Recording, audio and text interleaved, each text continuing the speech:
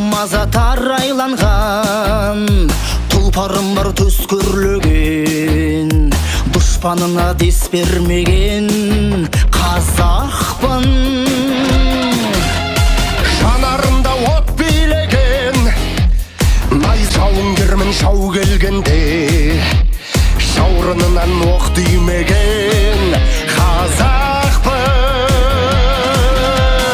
Дулығалы бас кескен тамырым терең тасу, төре тұрып төр берген, қожа тұрып қол берген, қасарысқан қашауды қанжығама өңгерген.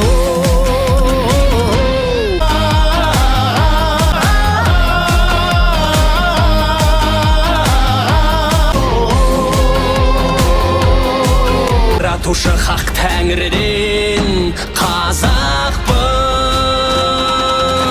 Толғалы бас кескен, тамырым терең тас тескен, болашақтың қамы үшін басым тігіп бәс тескен. Төре тұрып төр берген, қожа тұрып қол берген, қасарысқан қашауды қанжығама өңгерген. Қазақ елім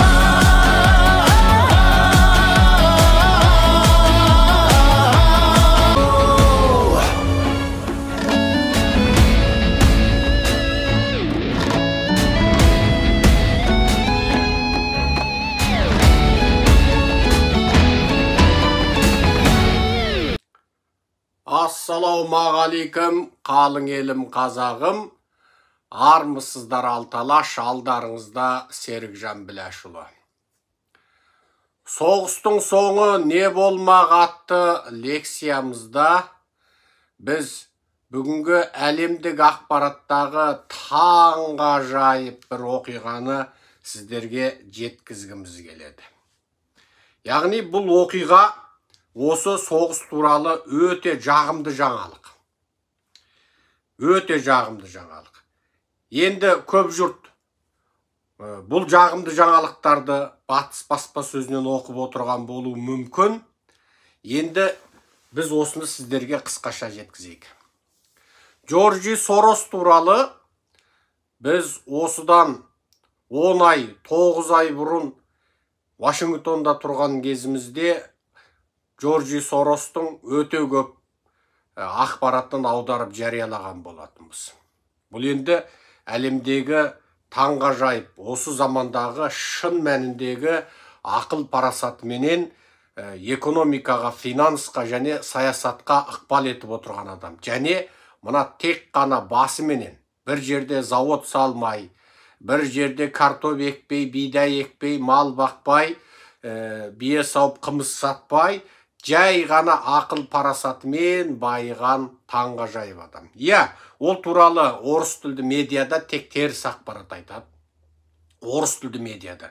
Және сол орыс тілді медианың ықпалынан шыға алмаған қазақ тілді медиада да Джорджи Сорос туралы тек теріс ақпарат айтады. Бірақ Джорджи Сорос заң салтанат құрған, кәдімгі экономика, финанстың заңдылықтары сақталған, адамдардың ақыл парасатымен байуына барлық мүмкіндік жасалған, ешкімнің байлығын тартып алмайтын, біреудің байлығын біреу алу үшін барлық заңды жолдармен экономикалық, финанстық инструменттерді пайдалана отырып, кәдімгі жарна базарында, немесе басқада сот бар, немесе кәдімгі өндірісте, ілімде, білімде асып барып алатын, кәдімгі батыстық демократиялық жүйеде Сорос, былайша айтқанда, жеңімпаз адам. Ол ешқандай біздегі советтік жүйедегі кеше ғана қайыр тілеп отырған қайыршы деп бірақ күнде миллионер болған, кеше ғана жаңа май болып жүрген сантехник бірақ күнде Болат Назарбаев болып, миллиардер болып, бүкіл дүние жүзіндегі танымал миллиардер болып шыға келген советский сасық жүйеге, қарақшылық жүйеге ұқсамайды. Енді осы Сорос кәдімгі бір нәрсеге қаржы салу керек дейді. Бітті. Одан бұл Соростың жеңілгені енді жоқ деп айтпаймын, бірақ кем деген. Сорос мына сала дамиды деп бір нәрсеге бірденке миллион ақшасын салады, кәдімгі жарна базар. Бітті, ол одан 10 есе, 100 еселеп ақша табады. Мынандай болады деп саяси бір болжалын айтады, ол солай болады. Бұл адам осы тек миымен дамып отырды. Тіпті совет Әлі құлайды, құламайды дегенде Совет одағы құлайды, Компартия аяқтайды, Совет одағында мынандай бизнес болады, дүние жүзіндегі байлар мына Советтің ескі металлургия саласына қаржы салса байды, анау мынау. Ол кісінің айтқан сөзінің бәрі өте жоғары. Шикізатты экспорттайтын елге айналады. Бүкіл Советтің зауыттары тауар өндіріп емес, енді зауыттың темір терсегін сатып кететін болады. Советтің танкісі қысқасы. Енді осы Сорос міне кеше бір таң ғажайып бүкіл адам таңырқайтын бір ақпарат таратты. Онда Ресей ыдырайды деді. Аузыңа май дедік, аузыңа май дедік. Ресей ыдырайды, Ресей ыдырап тасталқаны шығады. Ресей Украин соғысында жеңілетін 3 себебі бар деді.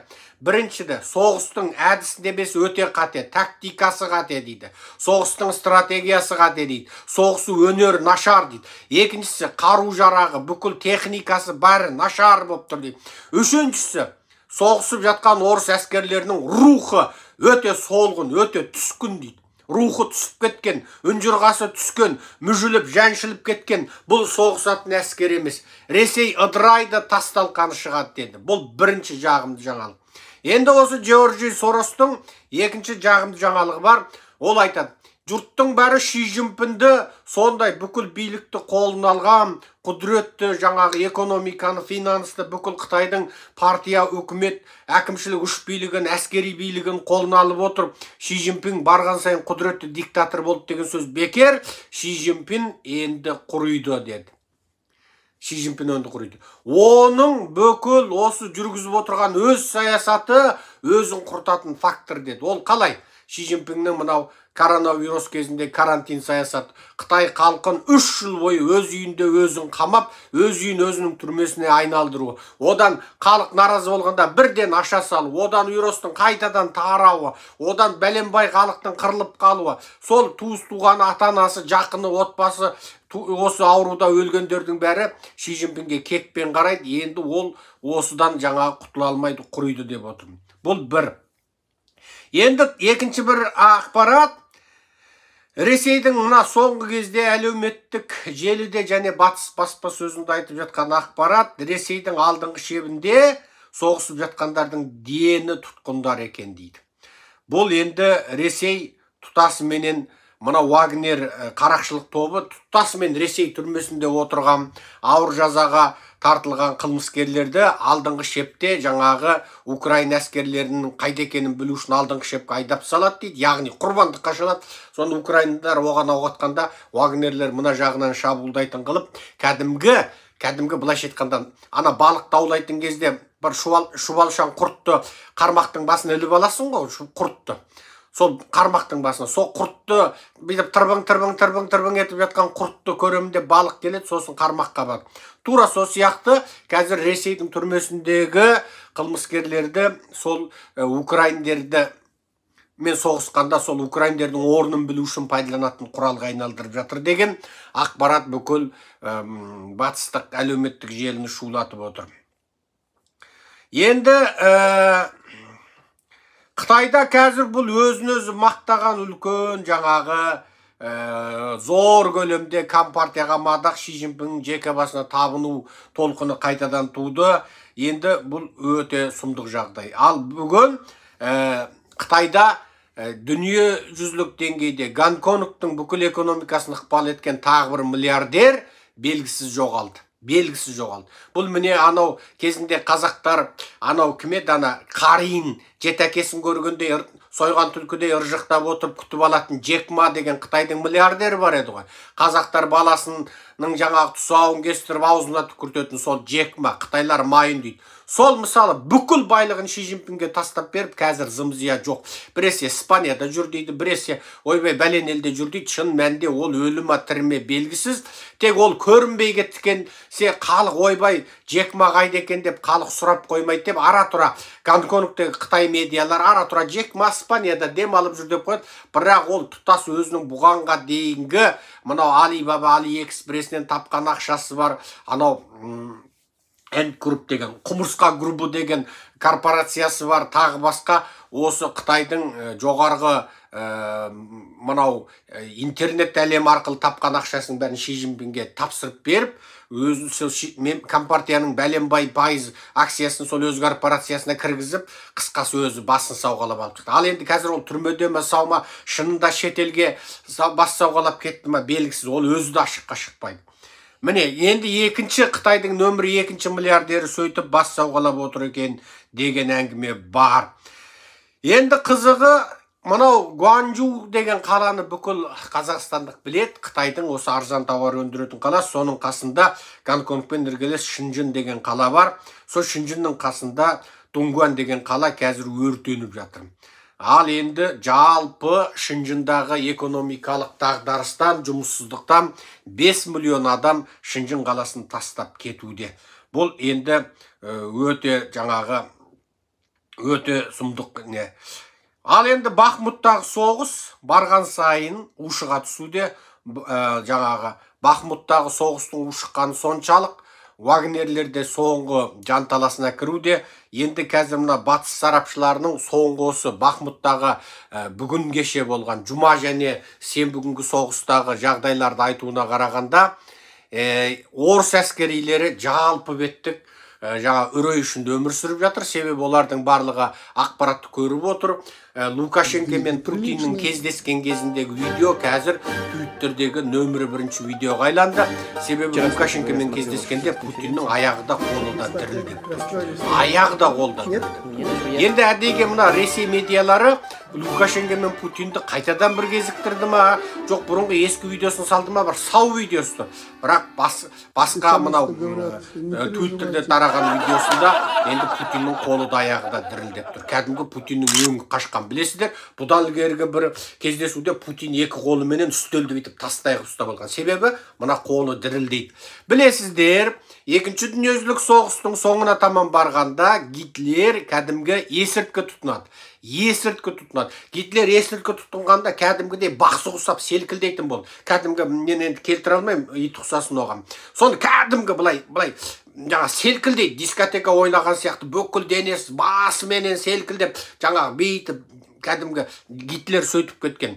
Себебі ана есірткі тұтыну арқылы ана жүрегіндегі мазасыздықты, жеңілудегі үрейді тағынан айырылып қалады. Ана бүкіл дүние жүзінің өзі құдай сияқты сезініп кетті. Миллиондаған немісті артынан ертті, бүкіл Еуропаны тасталқан қылды. Енді соғыста жеңіліп жатыр. Америка Совет одағына көмек беріп жатыр. Америка көмегін бүкіл дүние жүзіне біз Совет одағына $1 миллион бердік дейді. Сол заманғы көмегі қазіргі заманның ақшасына шаққанда $180 миллиард екен.